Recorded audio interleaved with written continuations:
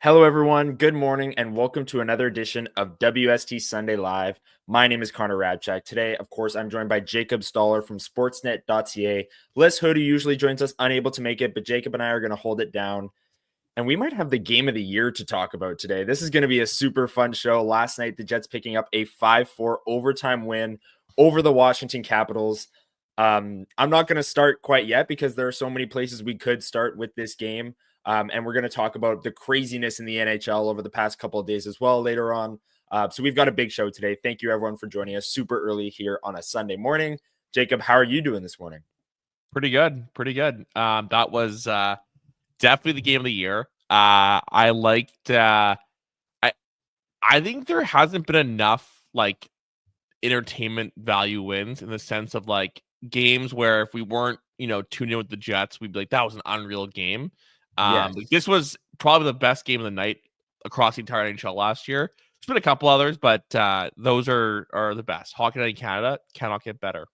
Hockey Night in Canada, top two teams in the league, kicking off February. Like I wrote it in my Illegal Curve takeaways piece. Like the game had all this hype and it delivered. Not often does it actually deliver. That's what I mean. Like it was like this whole like the best in the East versus the best in the West. Like what's gonna happen? I'm probably going towards like a 3-1 with an 3-1 like, empty netter from like Kupari and then just a couple. I don't know, like a Scheifele power play goal. And that's it. Exactly. No, that was awesome. The Caps are kind of gross. They are like, okay, the first period, and we'll discuss it, but the first period, the Caps coming off of like a long road trip, first game back, they looked really slow. Jets took advantage, and then the Jets capitalized. But the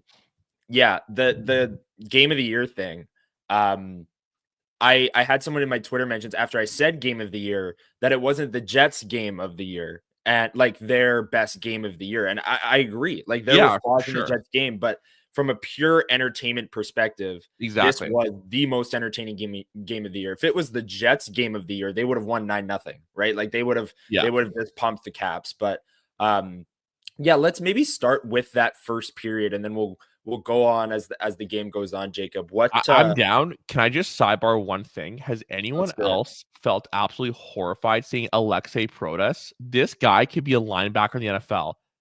Have you seen his headshot?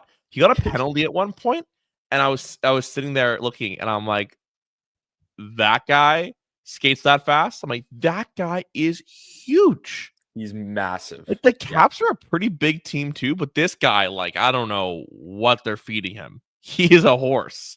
Yes. Sorry, that just came to my mind. No, I 100% agree. And the Caps as a team are like this big, fast skating team that like hits everything. Their forecheck was incredible. Like their forecheck directly led to, I think, 2 or 3 of their goals. Yeah. And it could have been a lot more if not for Connor Hellebuyck. And that's like, the Caps also couldn't stop the Jets' second line and the top line for certain shifts. And Josh Morrissey had a great game. So like there was a good back and forth there. But the first period, Jacob, I mean, the Jets come out to a 2-0 lead. I tweeted out, I think the scoring chances were like 13-4. The high danger chances were 9-1 for the Jets after the first period. And slow starts have been a problem as of late. But what did you see from the first 20 minutes? Because that was maybe the Jets' best first period against their best opponent all season long. Yeah, they took control the first like 20 minutes. Sorry, I don't know why I got the first period as we're discussing. They took over. Like the Perfetti, Nemestikov, Ehlers line was amazing. I wrote about that. Mm-hmm. The thing, I also think that I do owe it to say like I was pretty critical of the second line, and they played well the last 5 games. Yeah. Still think that they need a second line center upgrade. But the most encouraging part of that first period to me was that you're seeing Perfetti and Ehlers actually built some chemistry. Yeah. Like, my biggest issue with second line wasn't so much even the size. It wasn't even so much Mesnikov. It was like these two players the Jets want to have in this role don't work together. Yeah. And I think it correlates to the fact that Perfetti is, since he decided to be a prick, is playing, he's a much more involved hockey player in these games, right? So, and I think that Ehlers is a player he's learned to figure out to play with. So that was my biggest takeaway. Like that duo, it's working. And Perfetti himself too got another power play goal on that period. And he's on pace for nearly 50 points, which is hard to believe given how parts of the first half of the season went. But yeah, that was my biggest part of the first. I think so too. And we did say Perfetti trending up last week, which was a great pick because Cole Perfetti it had a heck of a week. And I think he's 7 points in his last 5 games now. And it's not just the points. We said this last week too. He's in on the forecheck. He's the Dylan Samberg goal. That second line is cycling the puck on the forecheck for like a good 20 seconds, just tiring out the Capitals defense. And then Perfetti jumps out from a board battle, hits Samberg right on the tape. Well, as after Nemestikov had a glorious chance and just missed, then Perfetti gets it, jumps out, passes it to Dylan Samberg, who snipes it. And Dylan Samberg as well was one of the biggest things of last night's game that I want to talk about, but we'll talk about it later on. One thing too, Connor, but that play you isolated is exactly what's been the difference. Like now that Perfetti, like Lyss too, like we all debate about, is Perfetti good on board battles? Is he not? We were all getting very technical. My point is this: when he was on the boards along the wall, he wasn't able to take it, pivot, make a quick play after a battle. Last time the Samberg goal was one of the instances, but part of the reason him and Ehlers are working very well together is I'm finding that Perfetti is able to curl up, take a look, and dart that pass over to Ehlers. Whereas if he's a couple seconds late and Ehlers is so fast, you're missing each other, right? You're going different directions. So that's what I also think is a big contributor to those two having chemistry.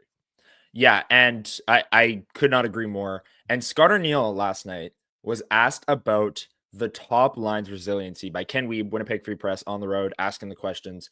And he stops Ken and goes, first, I want to mention Vladdy's line. Vladdy's line was outstanding. And then Ken then on the next question asks about Cole Perfetti.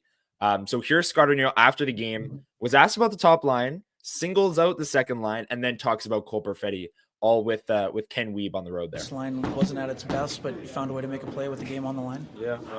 Yeah. Before I get there, I thought Vladdy's line was outstanding. I thought that him, Fetz, and Fly did a great job of, every time they were dangerous, they had ozone time, they hounded pucks.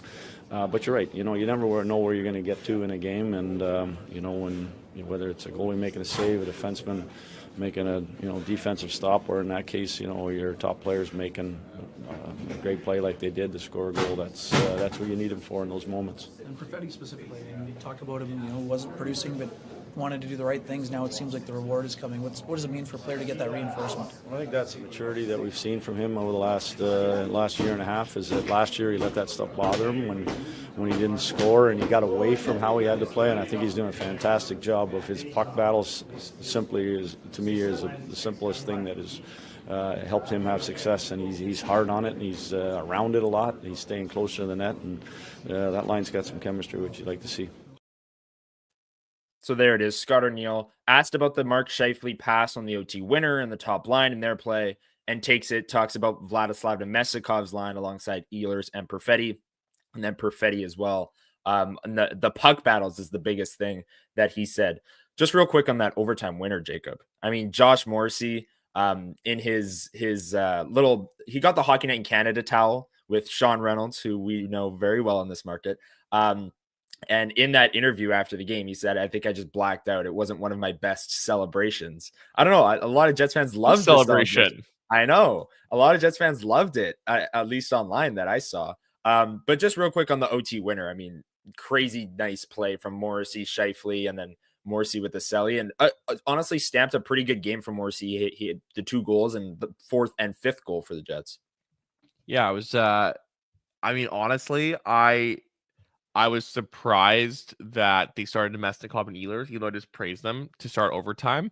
But it ended up working out decently well. They got that second wave in the Morrissey Scheifele rush there. Yeah, I thought it was really interesting because in the morning of someone on the road, a reporter asked Arniel a question about, I don't know if he worded it as like having Connor Hellebuyck to bail you out, but the way he said it was like, how great is it to have someone that's reliable like Connor Hellebuyck, whatever. Yeah. And Arniel said something interesting. He was like, this that would be a disservice to our team. So like however he worded it, Arniel took it in a way that, he said, you'd be a little unfair to the rest of our team. I mean, we've won hockey games in a lot of ways. There's a perception, I think, because we have a Vezina goalie, that's the only thing that happens. That's not true. And I thought that game, the OT winner, everything that goes into it was a really big part of that. Like the Jets aren't just this 2-1 team that lost the Los Angeles Kings kind of are, where they are able to grind you down that style. They have the best offense in the league. Like, I mean, yeah, what are we kidding here? They are a high octane offensive team. They do have a great goalie, the best in the world right now, but also they don't give up a lot of shots. Yeah. So I think you put it all together in that game and the overtime thrilling fashion. Like, I mean, I'm sure a lot of people would have taken the Capitals there, given the fact they came back, clawed their way back in, home building, electric crowd. Jets silenced them. So yeah, I don't think this team is one dimensional at all. That wasn't the question, but those are my thoughts. That I agree with you. And how many times have we heard Scott Arniel get asked in the post game something along those lines of Connor Hellebuyck, and he obviously gives Connor Hellebuyck his praise, but I think tonight was the right night to say that, to say like, hey, we kind of like Connor Hellebuyck, best goalie in the world, should run away with the Vezina, should get Hart votes. All those things are should true. Win the Hart. Sorry. Oh, okay, sure. Also had an off night last night. Like, let's just call it how it is. Like that Ovechkin goal. Ovechkin's a very talented shooter. Hellebuyck could see it. It's from the blue line, unscreened, untipped. Like that's a save that we've seen him make millions of times with no issue. So Connor Hellebuyck, maybe a bit of an off night, which is fine. And the Jets still came away with a 5-4 overtime win. When we're saying off night, like goalies have off nights. Like yes. Like it's different than a player for sure. Yeah, he had made one or two mistakes. Yeah. I'm not here to say like Connor Hellebuyck hater trending down or anything like that. You like hate Hellebuyck, man. Yeah, like regular NHL goalie night. He wasn't like the best. He didn't steal this one, right? This wasn't all Hellebuyck. The Jets played really well in front of him. So that was interesting. I did mention that the one thing I wanted to mention was Dylan Samberg. And Jacob, I know you had a piece, I believe it was last week, on Dylan Samberg and how the Jets should look to lock him up long term. Here's how the Jets and Dylan Samberg played 21 minutes and 18 seconds of even strength time on ice last night against Washington on the road. Can't control the matchups. Best team in the East. Samberg had the goal, but on the ice at even strength, the goals with the Jets were 2-0. The shot attempts were 27-11. The shots were 14-7. The scoring chances 13-3 in the Jets' favor, and the expected goals percentage 82.3%. The Jets are also now 26-6-1 when Dylan Samberg plays this year.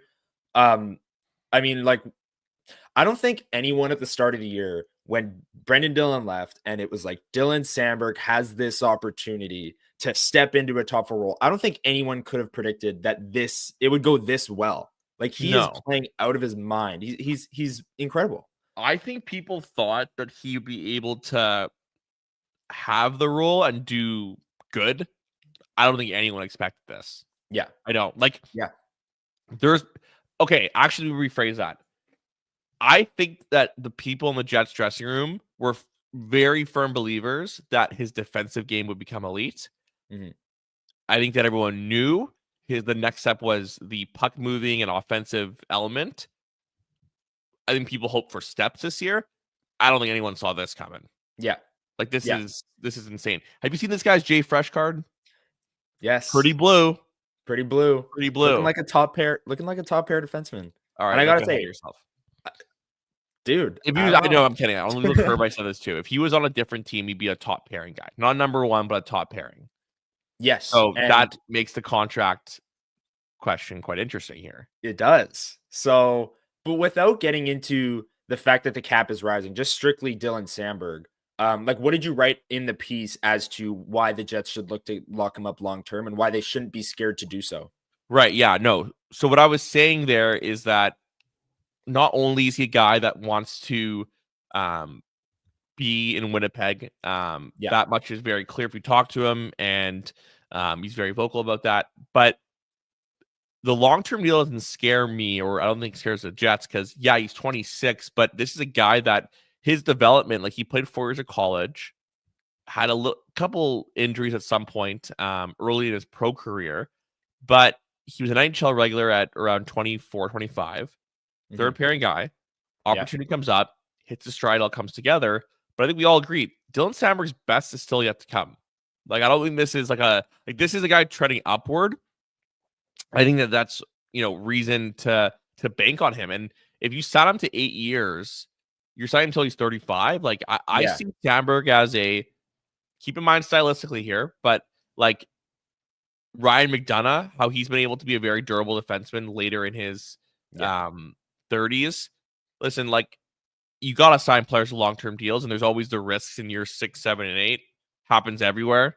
Yeah. Same risks with Scheifele and Hellebuyck, right? But you can't, the purpose is to keep the AAV lower and have them for longer years.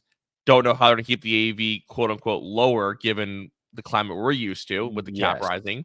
But I think that, like, just lock him up. Like, even if he on the open market, so to say, even though he's an RFA, maybe could command close to Morrissey money, Jets won't go there. I think 6.25 per season is Morrissey, right? Yeah.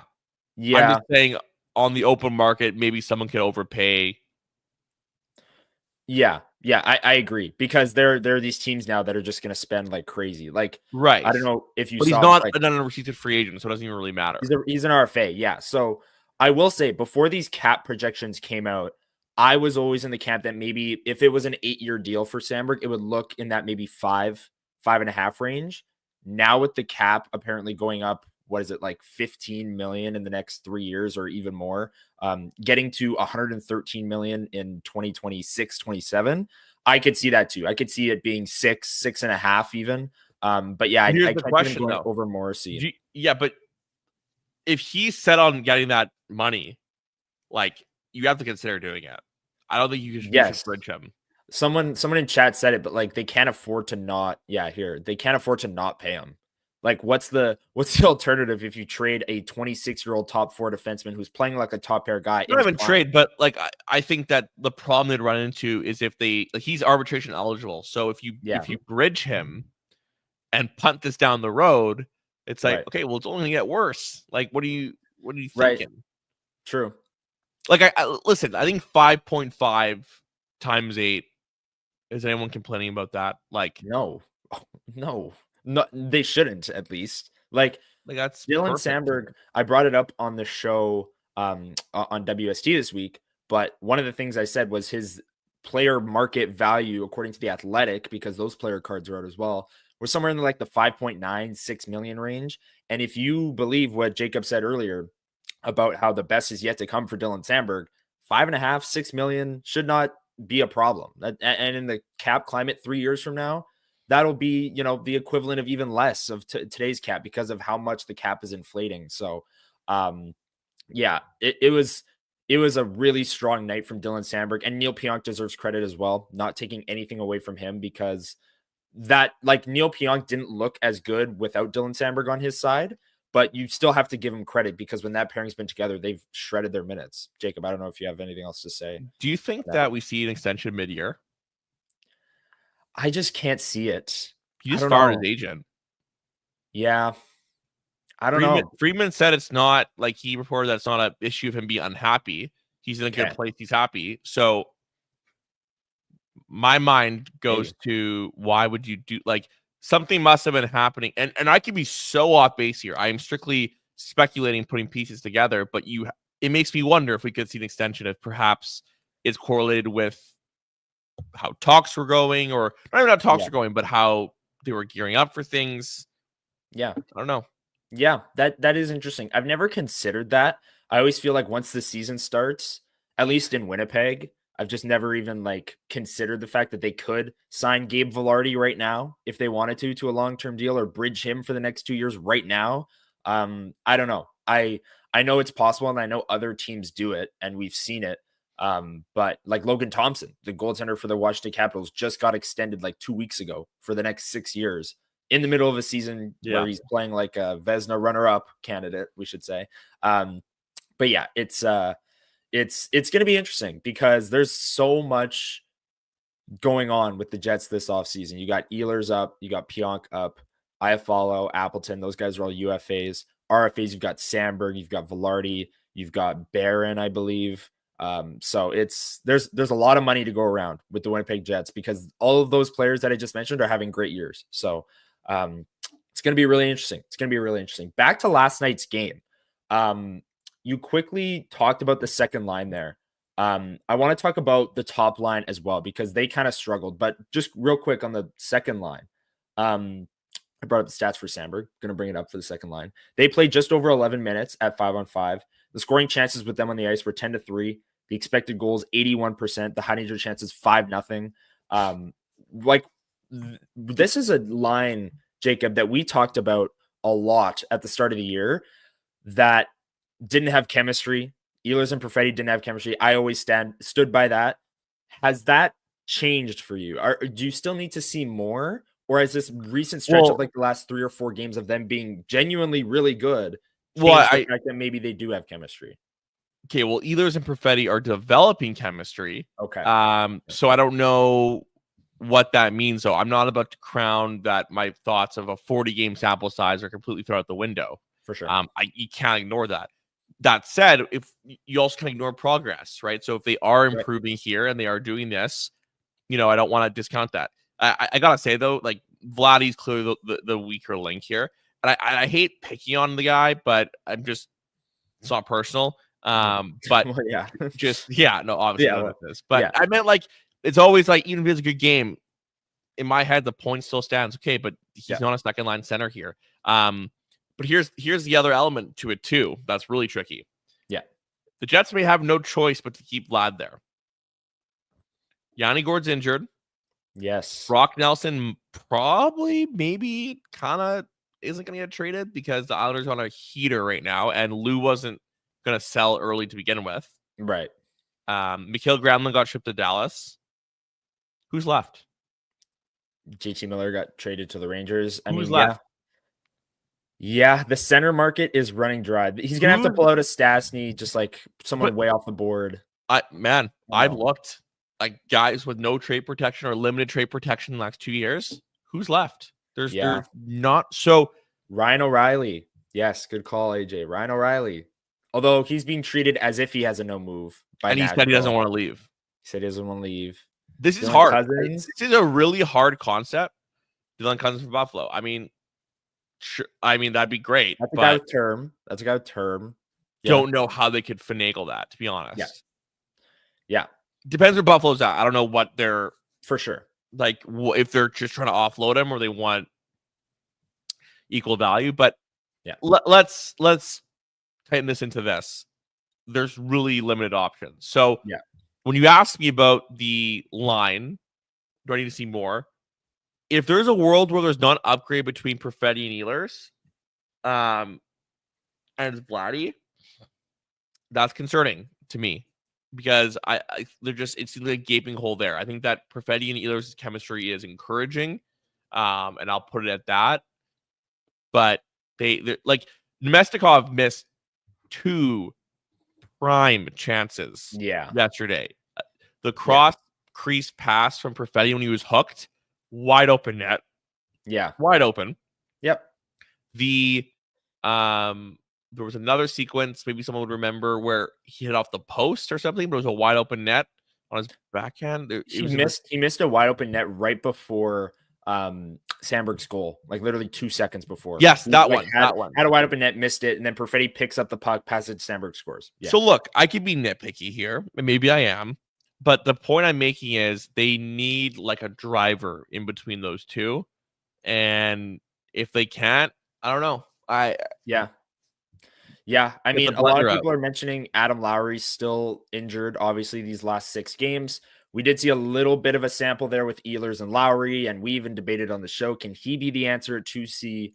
But then we also had the caveat that if he's your 2C, then you're looking to upgrade the 3C, and you're still need I an don't know upgrade. who the hell's out there. Right, because my perfect fit for that scenario was Yanni Gourde. I thought Yanni Gourde could be the 3C, bringing him in as the 2C, maybe a little bit above his pay grade in terms of like playing with offensive skill players. Not saying he can't, but it's just a little bit too much. A 3C kind of shut down, play with also skill, provide some offense role, I think he would thrive in. But now he's out for the next 5 to 7 weeks after undergoing sports hernia surgery, if I have that correct in my brain. But yeah, 5 to 7 weeks for Yanni Gourde. So that's another option off the board that the Jets could have really used. And then, yeah, Brock Nelson, who knows? Whoever knows with the New York Islanders, what they're going to do. And yeah, it looks like the Vancouver Canucks situation is at least resolved for now with JT Miller moving out. They bought with the first round pick that they got. They went out and got Marcus Pettersson immediately. So it's going to be really interesting to see what the Jets do at the deadline. And we got a lot of runway to go here before they do show up. We don't though, because like Four Nations is soon. Like true. And teams are making their move early. It's creeping up. Like I don't know. That is true. If you're the Jets, don't you want to do something sooner? Yeah. Well, okay. If you have the cap space, so the Jets were going to have roughly 11 million in deadline cap space. That's the amount of cap they can add on deadline day. If you add early, that number goes down. But also, if you add early, you're getting ahead of the market and getting the players that aren't going to get traded later, right? Like if you wait, that's the biggest concern. Second, yes, if you wait to the very last second, yes, you can add 11 million instead of 6.5, but you also might not get the player. So there's kind of a give and take there. Where's your sense on that? It's interesting because as much as the price goes down too, but if you wait, you also see who's selling. If you remember the Paul Stastny deal, the reason it was so shocking is no one thought that Doug Armstrong was selling. For sure. And like he hadn't waved the white flag then. And then he made that. I remember he said he made the decision the last minute, or not the last minute. He said how it came up, the opportunity, realized that it was the best thing for the team, yada, yada, yada. Yeah. We could see that with certain teams here. It's funny. Like I remember, did the Jets have interest in Nick Schmaltz at some point? Do you remember that? Last year, maybe? Right. Or was it 2 years ago? The Niederreiter year, maybe? Yeah. Something like that. Yeah. Yeah. Here's the tricky part. Utah, if we look at the standings, we'll say, oh, they'd sell. They're kind of trying to be competitive. Yeah. And that same problem is with Calgary. They're in the wild card spot right now. Maybe not Calgary, sorry. Like Detroit, or you go down the list of the Islanders. Yeah. In their mind, they're still competing. So there's a lot less teams to pick from. And even the ones that are at the basement, like Anaheim, they're not fire selling.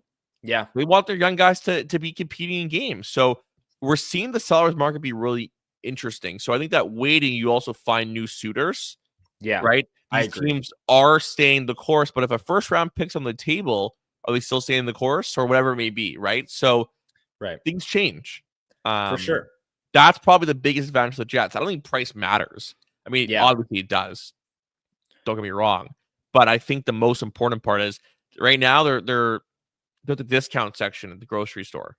Like there's nothing, no good produce. And right now, I think you make a great point. Like Darth Skater is asking, are we saying that because of these 2 or 3 trades, it's over for the Jets? No. I just think there will, like, I agree with Jacob. There will be more suitors later on. And Rick here asking Kadri, maybe if the Flames fade away. Elliot Friedman, in between intermissions last night, had a segment on whatever his Saturday headlines, I think it's called, where he said that Rasmus Andersson, Nazem Kadri, and Mackenzie Weegar are all staying put in Calgary because they just made that trade for Joel Farabee and Morgan Frost. They're in a wild card spot. They have Dustin Wolf playing great. They're kind of retooling on the fly. So I think Calgary isn't a team that's going to give up on those players. And I know Rasmus Andersson and Mackenzie Weegar have been like dream additions for not only Jets fans, but myself in terms of how the Jets top 4 would shake out after that. But unfortunately, it's looking like Calgary's going to hold on to their players. Jacob, before we move on and get into some other big picture topics, I want to talk about the Ryan Hartman thing. I know people are bringing that up in chat as well. I want to ask you about the entire 6-game winning streak. And maybe we'll start with Parker Ford, because Parker Ford has gotten in the past 2 games. We haven't spoken about him yet, But the Boston game, scores in his hometown, like just an incredible story.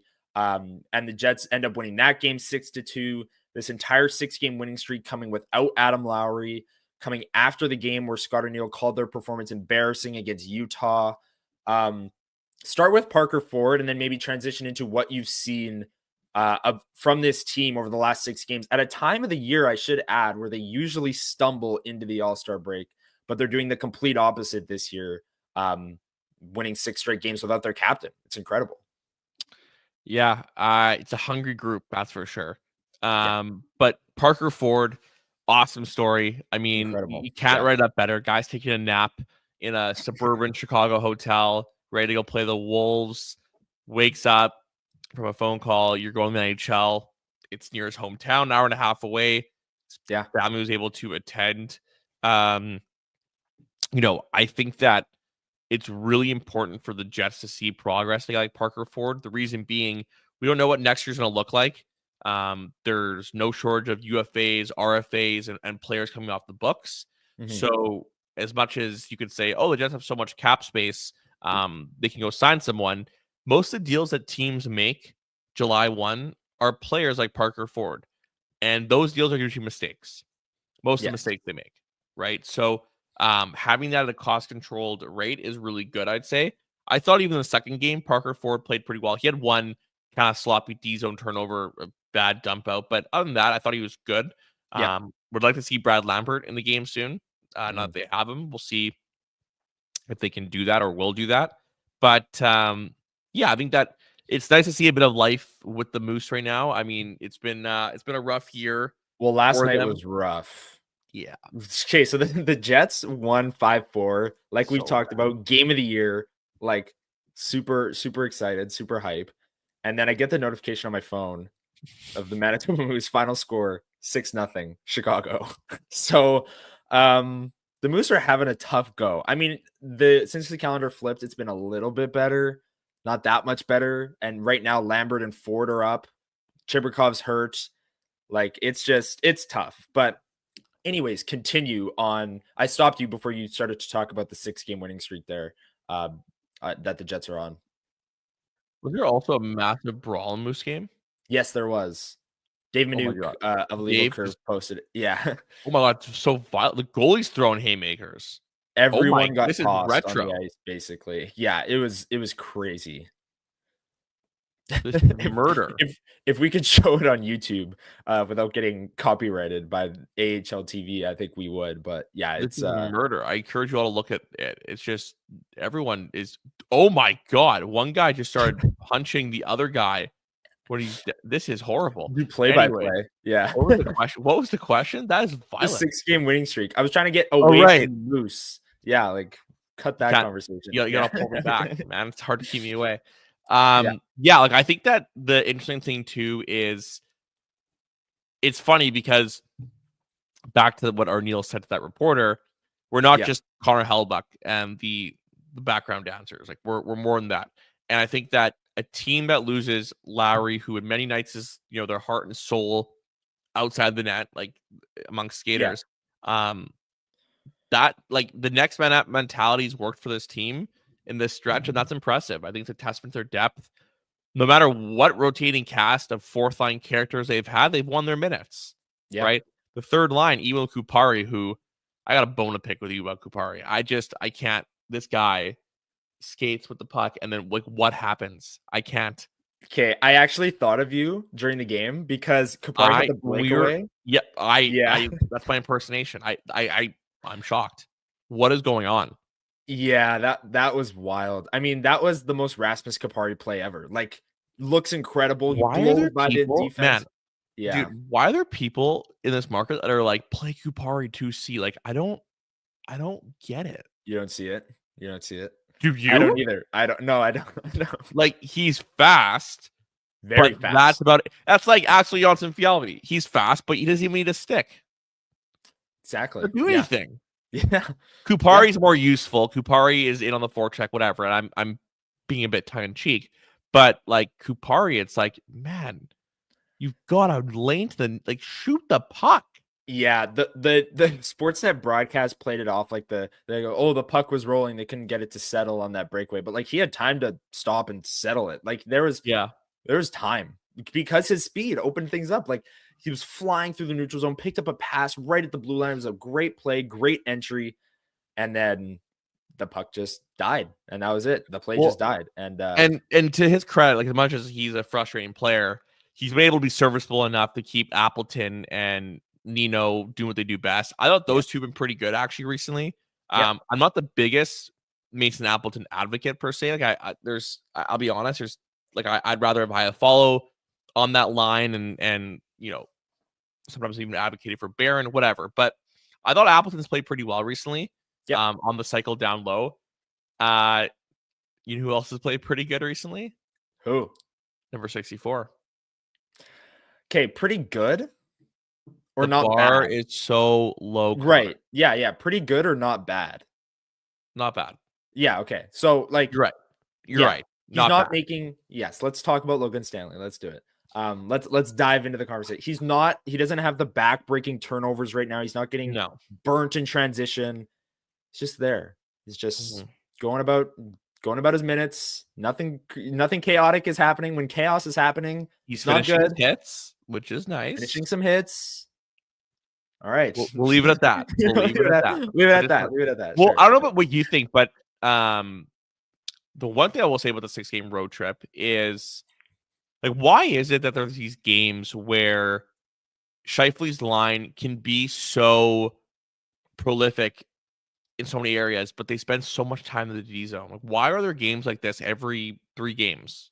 Why do you think that? I did want to talk about the top line, and this is something that I think I've started to realize and was a problem last year, and we talked about it last year. I remember me and you talking about it, but the biggest problem for that line was they couldn't get out of the zone, and they would get like right to the blue line. Try and make that one extra pass, and it would get turned over and it'd be right back in. I've seen a lot of that on this road trip, this little 3-game road trip, and even the games before that where they were reunited and then started winning. The Boston game, they were incredible on the power play, 5-on-5. They were incredible against Boston earlier in the year. I think that was their best game as of late.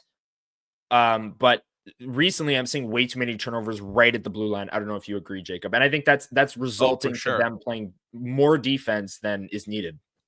For sure. Yeah. No, the transition's a huge part of it. And I was trying to tee you up for that because I'm seeing what you're saying in a lot of ways. I don't know, but I guess what I'm trying to say is the roots. Like, how is this happening? Like what are they doing? Let's get down. Let's get philosophical. My point I'm trying to make is there's some times where the way they're playing is very direct, quick pass out, and then they're moving, then they're going, then it's very direct. Whereas other times, whether it's not making a certain stop earlier in the shift and then they're caught out there later, I don't know. Like, I think we'd all agree that their in zone defense, like technically speaking, isn't amazing. That said, Kyle Connor is really good at getting pucks when he doesn't have them. Velarde's good on the wall, but like as a whole, there are these sequences where they keep getting hemmed in, and I almost wonder if they're a bit passive earlier on, and then they go to be more aggressive, but they've been out there for so long that their juice is kind of taken out. That's what I always thought, but I don't know. There's something there, and you don't want it to be that way in a first round series because then it'll be like the Colorado one where there was sequences where that was happening all the time. Like, for sure, it was insane. And then if they did it and McKinnon, Makar, Nichushkin were out on the ice, it was a goal. Like it was a goal. It's just what happened, right? So I agree with you. Top line definitely having some ups and downs as they have all season long, but I think we can kind of point to where the down is coming from now with those turnovers right at the blue line. I have to agree with you. A lot of people, we're running through the lineup here. We should just get right to it. People in chat are already calling for it. Let's get to trending up, trending down, Jacob. Can you recap who we mentioned last week, please? Yes, I will. Oh, absolutely. Thank you. Don't you worry. A segment where we outline who is trending up or down for the Winnipeg Jets over the past week of play. The rules are simple. Both Jacob and I will pick a player who's been trending up or down. We cannot repeat an answer that one of us says, and we also can't repeat an answer that was said last week. Last week, as Jacob was asking for, we picked Perfetti and Kupari for trending up and Velarde and Connor for trending down. So those players are off the board entirely. All of you who have joined us here live on YouTube, hit the chat room. Let us know your picks for trending up, trending down. And while you're down there, please hit the like button. We'd really appreciate it. Lets YouTube know we are putting out some great content. And maybe it shows Winnipeg Sports Talk Sunday Live to a few extra people. So hit the like button. Drop your pick for trending up, trending down. Jacob, I'll let you go first for trending up. Vibes are high. 5-4 OT win. A lot of places to go with this one. Who's your pick for trending up? Sorry, it cut out my. Did you say who we did last week? Perfetti, Kupari, Velarde, Connor off the board. Okay, got it. Trending up. You got. There's a lot. I don't want to pick a boring one. That's my only thing. Okay, actually, I will say. Sure. I will say trending up would be David Gustafsson. Nice. Yes. David Gustafsson is certainly trending up. Four-game point streak came to an end. But overall, since Adam Lowry was sidelined with injury, David Gustafsson has been solid. The Gus bus is not out of gas. This is the player that everyone thought he could be. Mm-hmm. And I mentioned this actually to, I wrote about this, not mentioned. I wrote about this, about how the idea of a second line center coming in. Yeah. There's this positive trickle-down effect, right? We talk about all the time, Cotter. Then Vladdy's your 4C. But when you look at the 4C role, isn't Gustafsson exactly what you want in that role? Face-off, simple, forecheck, reliable, is able to cycle down low. That's what I think they need. And I just think that what Gustafsson, and also the way he's been killing penalties with Lowry out too. I love everything about Gustafsson's game. And it's nice to see him in a consistent stretch of runs. And I say this whenever I mention Gustafsson, I always mention this. So if so, it's redundant. I apologize. There's no greater honor than the fact that Gustafsson is one of the only non-first round pick teenagers that Paul Maurice felt confident to play in games. So give the kid a shot. Yeah. That guy hated kids. Yeah. Yeah. And still play Gustafsson. I have to agree there. That play that he made, I just want to highlight one specific play on Kyle Connor's second goal against Montreal, where the clock is ticking down, the puck gets dumped in, and Dan Robertson on TSN, who him and Kevin Sawyer had great calls both nights this week, Montreal and Boston, is already transitioning to the intermission. He's like, and the Jets are content with that second period, and then Gustafsson just rips the puck away from Gooley, fires the puck to Kyle Connor, and it's a goal. And that was the dagger, because with half a second left in the second period, the Jets went up 2, and the Jets are the best team in the league when leading after 2 by a pretty wide margin as well, with the best team in the league by any points metric, I guess, if you want to go off that. But yeah, I have to agree with you there. David Gustafsson for trending up. My pick for trending up, I mentioned it off the top. I brought up all the numbers to support it. Dylan Samberg. I mean, I'm shocked at how impressed I am game by game, week by week, what Dylan Samberg is doing.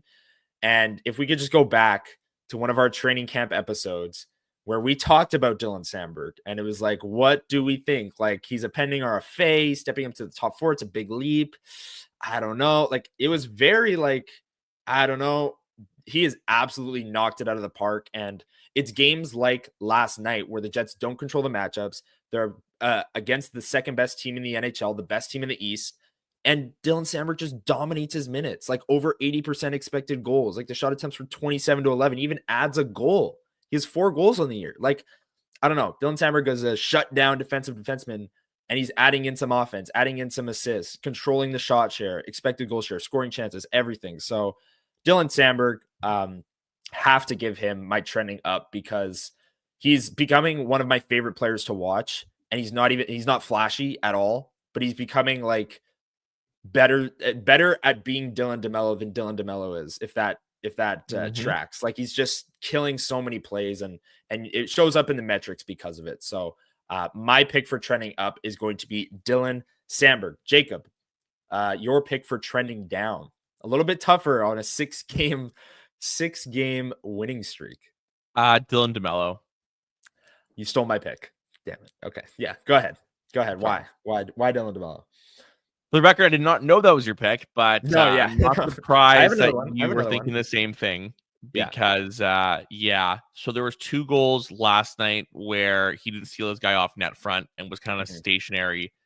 I'm finding that the issues of it's not necessarily foot like DeMello can kill plays and do things, but there's just more and more mistakes and breakdowns in coverage I'm finding, and guys burning by him, and just it seemed like he's under-equipped in his role, which we've said for quite a long time, and it's become a bit more apparent to me. I think that moving down to a third pairing role will probably be better for him, assuming he got an upgrade on the top pair. Keep Sammer and Pionk together, and then get DeMello there. He can kill penalties. And then get a big decrease in even strength ice time. That's kind of where I'm at on him. Okay. I have to agree with you. I think last night against the Caps showed a lot of the weaknesses in Dylan DeMello's game. One of the first things I said about the game on this very show today, last night, was that the Caps are a big, fast, strong team, and their forecheck was incredible. Their forecheck was relentless. It was tenacious. And Dylan DeMello really struggled, took a few big hits, got beat to the puck a lot of times behind the net, got out-muscled for the puck.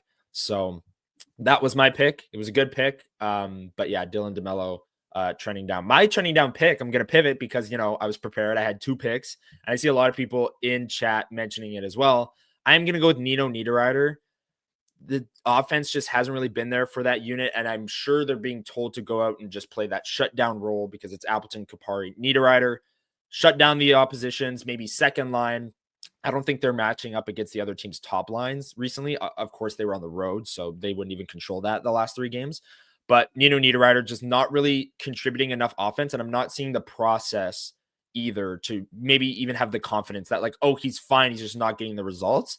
I don't think the process is right either for him or really that line as of late. And I see some other people in chat saying Nino Niederreiter for trending down as well. Trending up face-off percentage, 60%, AJ says. Trending down Velarde. We said him last week for trending down along with Kyle Connor, that top line. Pretty rough week as well. Sandberg up, DeMello down. Agree with your picks. We mentioned that as well. Parker Ford trending up with the 1 game, 1 goal there, and then a strong depth game, I guess you want to say, on Saturday night against the Caps. But that was trending up, trending down. Thank you so much, everyone, for taking part, dropping your comments down below. And like I said, while you're down there, please hit the like button. We would really appreciate it. Let's YouTube know we're putting out great content, and maybe it finds a few extra Jets fans as well who are scrolling YouTube on a Sunday at 9:50 in the morning. Jacob, let's transition right into our very next segment. And then later on in the show, I do want to talk about a few NHL topics with you, maybe some trades on Dallas, made a move yesterday in the division, Ryan Hartman doing Ryan Hartman things. So we'll get there. But let's get to our second segment, One Burning Question, a segment where we throw it to you, the chat, for any question that you may have for us regarding the Winnipeg Jets that we did not cover in today's show. We're going to attempt to rapid fire through these questions. So drop your question in the chat below. And while you're down there, hit the like button. We'd really appreciate it if you did. Jacob, one burning question. My one burning question to you while the chat is throwing their questions down. What's the favorite jersey behind you there? If you had to pick one. Definitely the Pat Falloon Sharks one from my girlfriend's brother-in-law. Nice. This Pat Falloon, he told me the story is that he had it and somebody at the old Winnipeg Arena was begging him to buy it from him, had him $100. He wouldn't sell it. Now it makes a great place here in my jersey wall. But I mean, the Timu Classic Jets is pretty elite. Can we argue with that? No, that is elite. I was gonna say actually the Crosby Winter Classic from China. China. $5. Okay, well, hey, it's not even like my uncle was in nice, Shanghai, okay. And it was on the street for $5 Canadian. That's an absolute steal. Yeah. Yep. Money. I keep pointing the wrong way. I forgot the camera clip. Well, it's reverse. It's mirrored. Okay, question for you. One burning question while we're waiting for the chat. What do you like better, the blue version of this or the white one? The blue. Really? Yeah. I like the white now. Really? Okay. It's a new. I don't know. Like I think that the white slaps. I don't know because maybe it reminds me of the old whiteout. Yeah. I think no one cares about what guys born in when we were born think about the old Jets. Like we're probably the last people to talk about it. But Right. for the record, I would love them to switch the heritage jerseys permanently. I'm with you. I once asked Lyss Would on you this care show. if the logo was gone? The current Jets logo?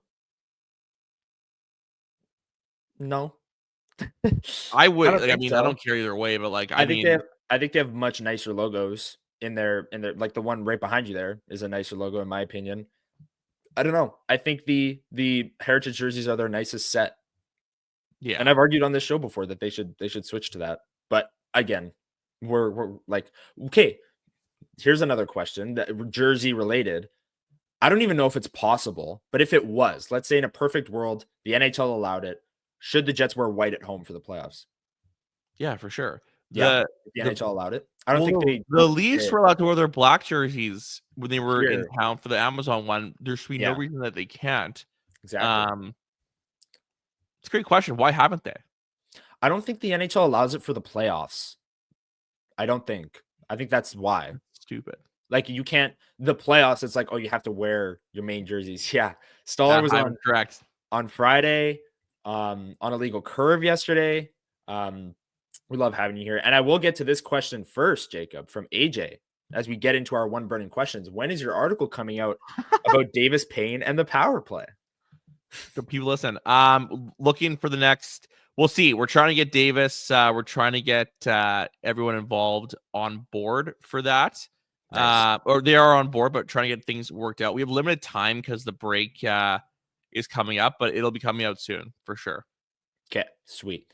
Jeff Cabillas, does Lambert get to play? We did say earlier on the show, it'll be interesting. I do think he's going to get in one of these next two games before the break. I don't think they're just going to keep him up in the press box this whole time. Maybe that's kind of wishful thinking on my part. What do you think? Oh, these last two games before the break, does Lambert get in one of them? Yeah. Yeah, you think so? Yeah. I mean, it wouldn't take much to just rotate a player out from the fourth line there, put him on the fourth line, or even juggle your lines and play Lambert with maybe some skill, some high-end skill. Matt earlier on asked about my mug. So I'm going to have a little description here. Canada mug. It's like a hockey glove. I bought it from like this antique store, That's sick. I don't know, 2 years ago. Yeah, it's massive. Like it holds a ton of coffee. But can you show me the inside of it?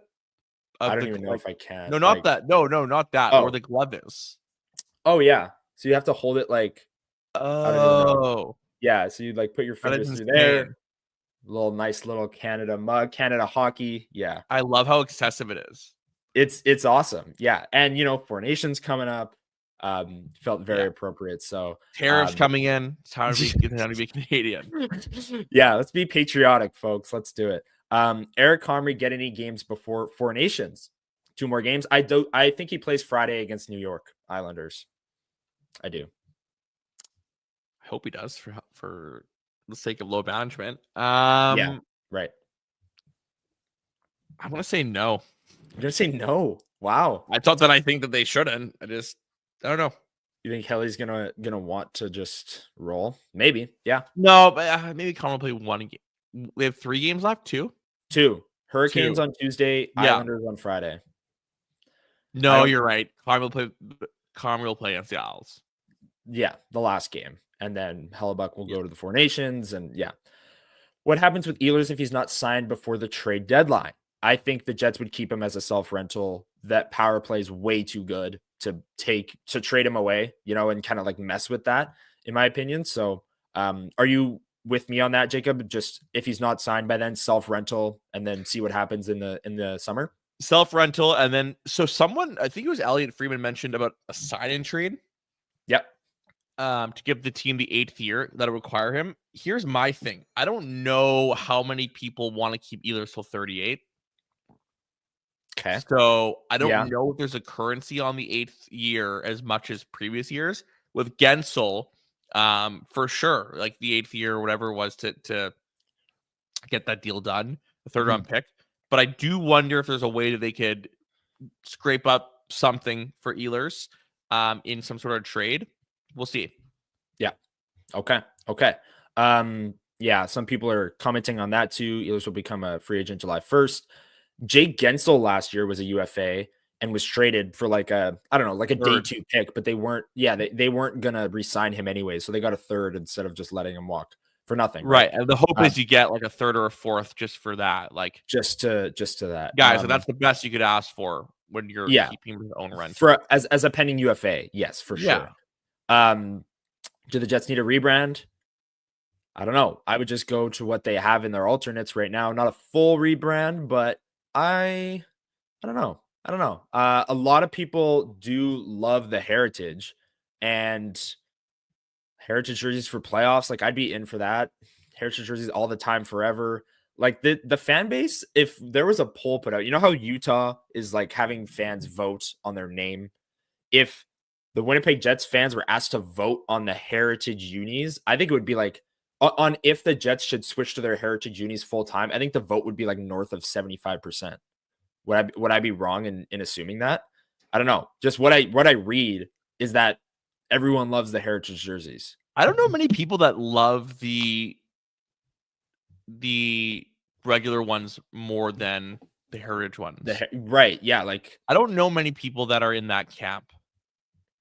Yeah. I welcome anyone in the chat to tell me they are, because I want to meet more of you, but I would say the heritage ones are like the most popular. I also think that in terms of like hats and like sweaters, maybe anecdotally, I think that there's more people rocking the heritage ones. Agreed. Or maybe I like the look of them better. I don't know. Maybe I like this could be so biased, but so could be so biased, but whatever. Sammy Smokes asking chopped cheese or smash burgers, Jacob. What's your call? This is completely off the board. Food question. Smash burgers. Smash burgers. I'm with you. I'm with you on that. Smash burgers are chef's kiss. That's my choice. I was not expecting to see that. I thought it was a Dylan DeMello reference at first. Yeah. And that made me think. You gotta be on your toes here with the questions. They they come with some good ones. Probably higher than 75%. Okay. Interesting.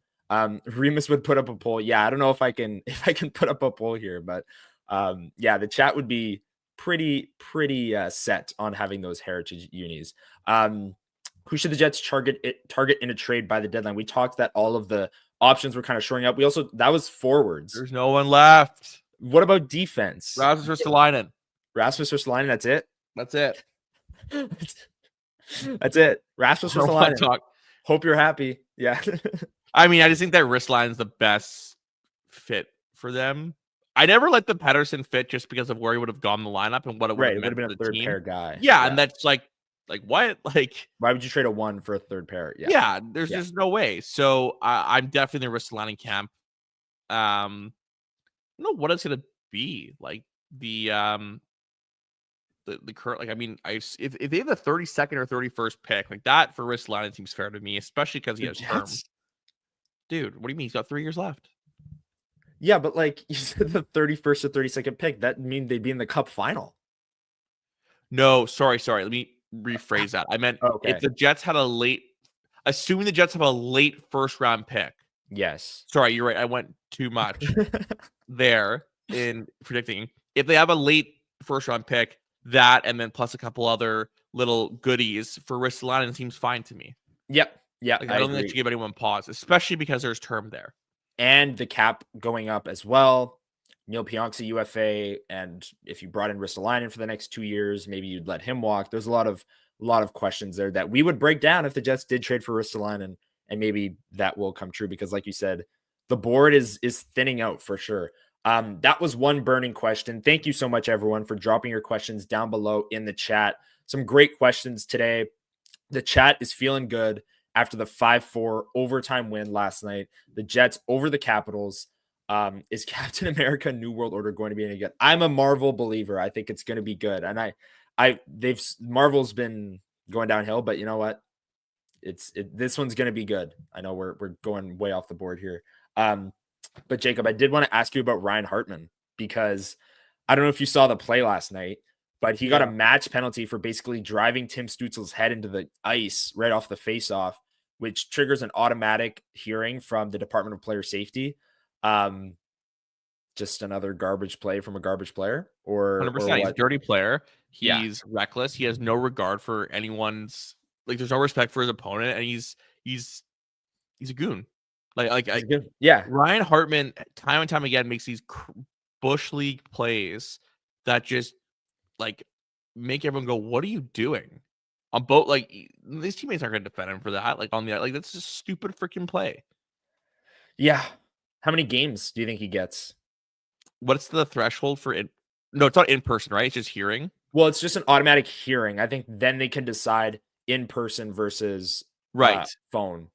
Well, that's kind of an important part about the prediction, right? Yeah. I would say he's a repeat offender, though, right? Oh yeah. No, but I'm saying the definition, not that he's at. Right. Okay. Yeah. Right. It's not just like has he done this before? Is he like a? So explain the definition to people, because I believe it's like the last 18 months. Yeah, it's an infraction within the last 18 months, I believe. I gotta fact check that, but it's certain threshold. Believe it's 18 months where they've committed an offense of some sort, makes them a repeat offender, and is factored into it. Right. If let's say this happened 24 months ago, when they're weighing it, I don't think they can count him as a repeat offender. That said, the process is so wild west with the Department of Player Safety. I don't know what they're thinking half the time. Would love to know more. I'm not saying I know the answers, but I sometimes I'm just puzzled. Like the fact that McDavid got 3 games is so excessive to me. And like, who was that got 2 games? What was another recent suspension that was like 2 games? And it was like less. Oh, it's really bothering me. 1 second. Go look through the Department of Player Safety's history there. I will say, I think it'll be an in-person hearing for Ryan Hartman, and I think he'll get north of 6-7 games. Well, maybe not north of. That would be my prediction, is 6 or 7 games, because that's just unbelievable. Some people saying 10. C-Mac saying 10 games, got to send a message. Technical difficulties. Spency saying you better get 15 games. Yeah, it's 8 games from Snackatoba. I don't know. It's going to be really interesting because he might not be a repeat offender by the definition, which is 18 months since his last suspension, I guess.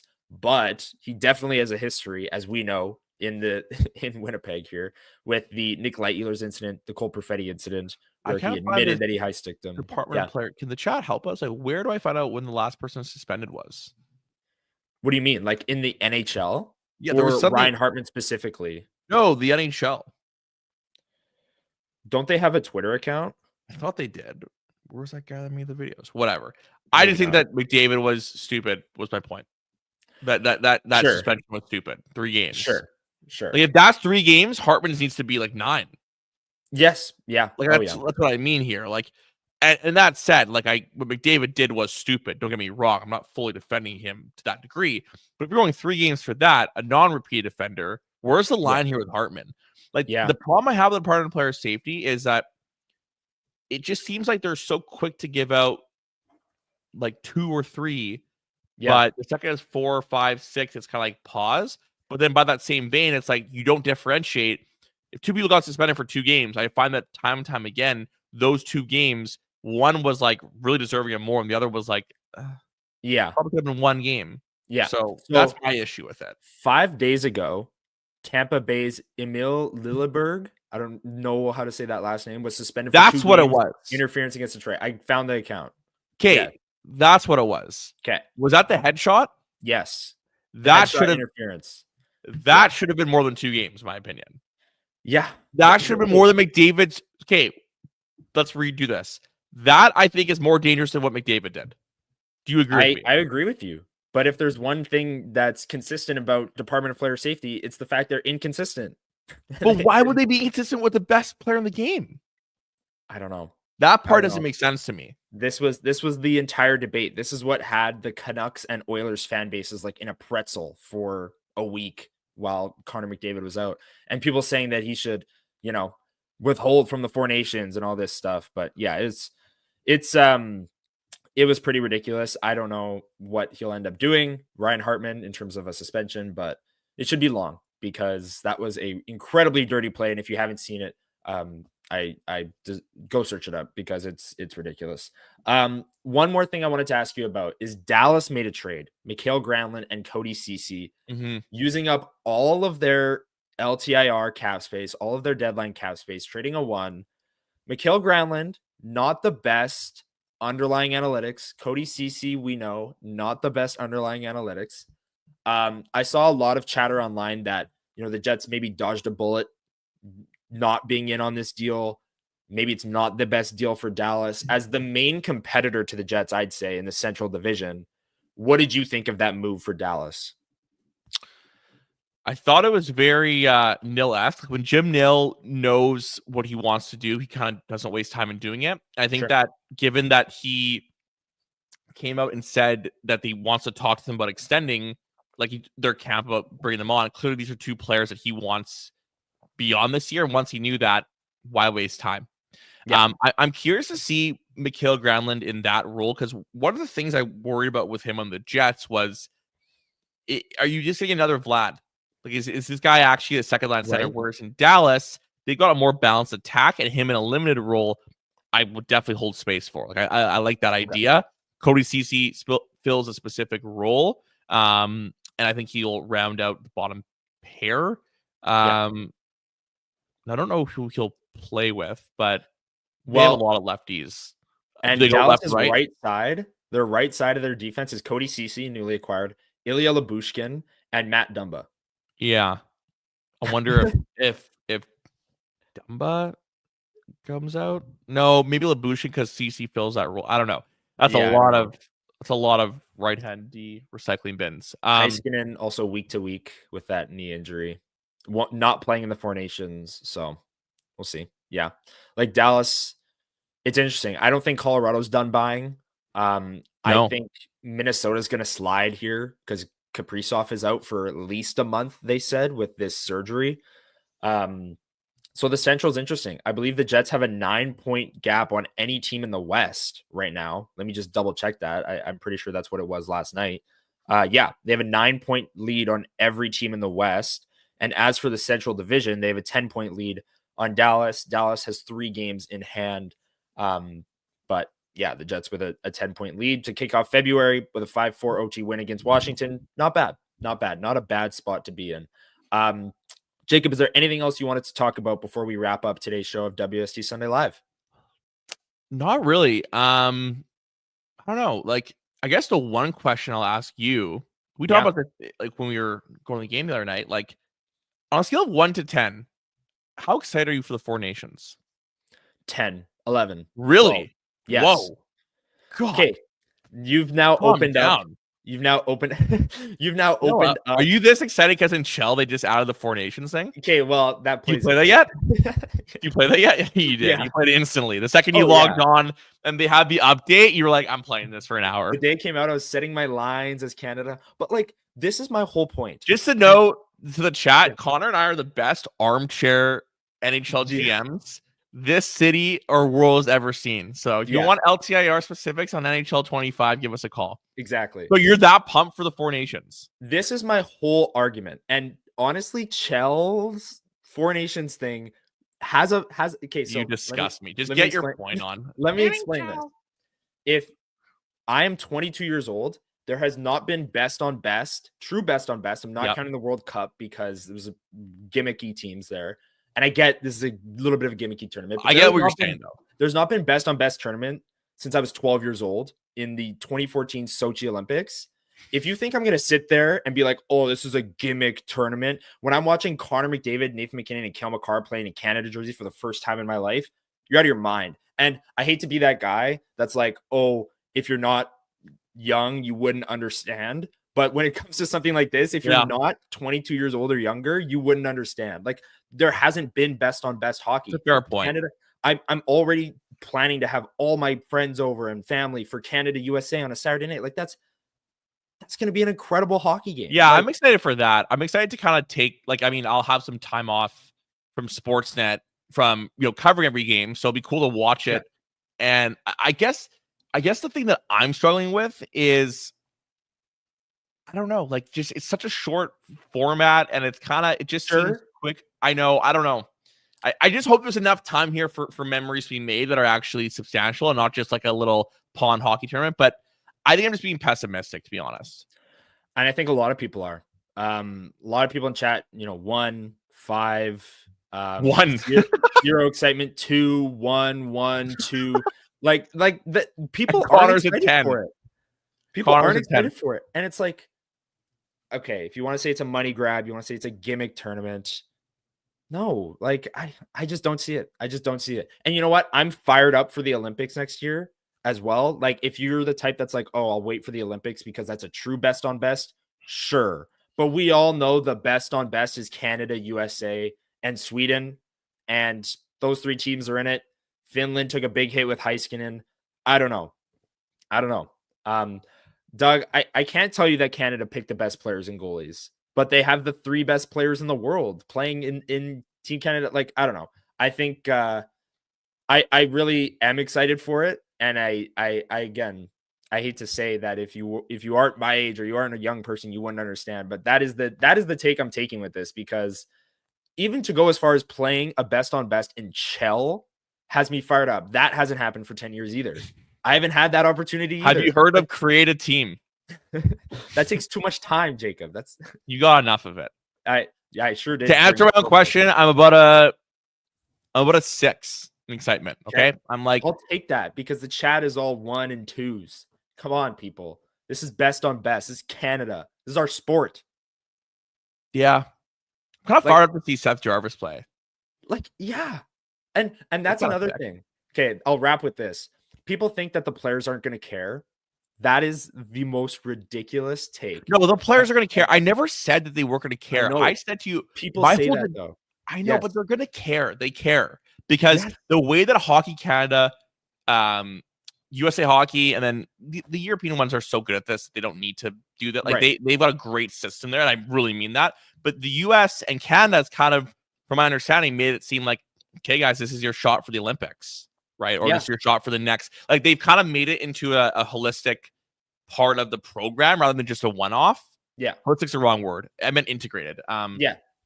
But yeah, so I'm encouraged. Yeah. Yeah, exactly. And a lot of this also, like it's during the All-Star break. There's no All-Star break. There's going to be no hockey on. Everyone in chat loves hockey. What are we doing here? We're just not tuning in because, it's a gimmick cash grab tournament. Tell that to Seth Jarvis, who's coming to Winnipeg Tuesday night, 22, 23-year-old kid who's going to play for Canada in a best-on-best tournament. Tell him that it's a gimmick money grab tournament. You think he's going to treat it that way? Absolutely not. This kid, man. Way. Okay, no one last story, then we'll end it here. I know because, Connor, you played against Seth growing up. Yes, that's my one NHL player I played against. So I've interviewed Seth once for a piece of the Hockey News on Cockney. First of all, he is as hilarious, people say. Yes. I later learned that for my whole life, lived a block away from him, but it wasn't surprising because when I was growing up in the outdoor rinks, Seth Jarvis, at the age of, how many years apart are we? 3 years?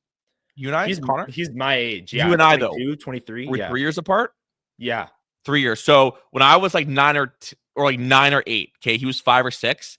This kid, I'm telling you, would toe drag, dangle, demolish like adults. Yeah. Like, you knew he was if you ever went to the ODR there, you knew the Jarvis were going to be there. Like this kid was a staple. It's so 60 on Canada. So that's my little connection to it. So that's maybe even 6.5.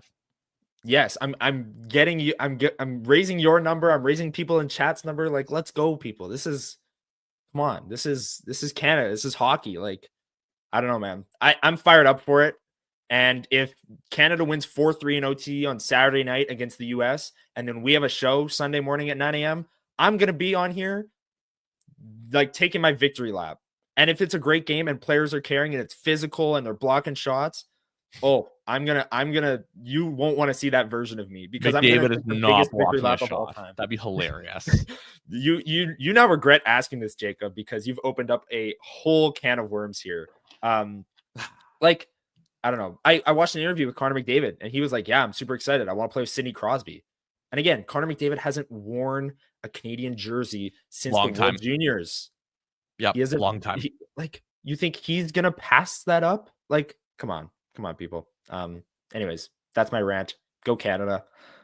Can't wait for the Four Nations. Like I'm counting down the days. It's going to be so much fun. Yeah. Oh yeah. All right, let's get out of here. I've gone too long. Let's do a couple watch parties. Maybe we'll have to. Yeah. I'm super pumped. Anyways, back to the Winnipeg Jets. Big 5-4 overtime win last night. Thank you for watching WST Sunday Live every single Sunday at 9 a.m. We really appreciate it. On the way out, hit the like button, hit the subscribe, hit that notification bell too, so you get notified every time we go live Sunday morning. And we will see you all next Sunday, breaking down the Jets and Islanders game and the Hurricanes game, and then previewing the Four Nations face-off. I know everyone's fired up for it now. So we're going to preview the Four Nations face-off, and we'll see you all next Sunday. WST night, Friday night as well. Excited to see everyone who has tickets at the game Friday night against the Islanders. Enjoy the games this week. We'll be back next Sunday from Jacob, Lyss, and myself. Have a great Sunday, everyone. Enjoy the games this week. And thanks for tuning in to WST Sunday Live. See ya. Peace.